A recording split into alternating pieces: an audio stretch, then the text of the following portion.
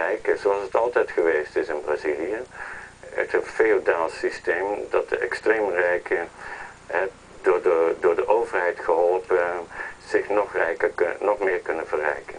Is die verklaring voor het feit dat dat nu in één keer zo wordt ingezet, deze wet? Want de ontwikkeling was toch juist de andere kant op? Het was toch juist een soort van tendens van nou, laten we vooral een beetje zuinig zijn op dat regenwoud? Nou, dat is zo, maar dat zijn verschillende segmenten van de maatschappij die dat willen. Dus van de ene kant heb je de beschermers, zeg maar. Van de andere kant heb je de grote landbouworganisaties en die het bos willen gebruiken voor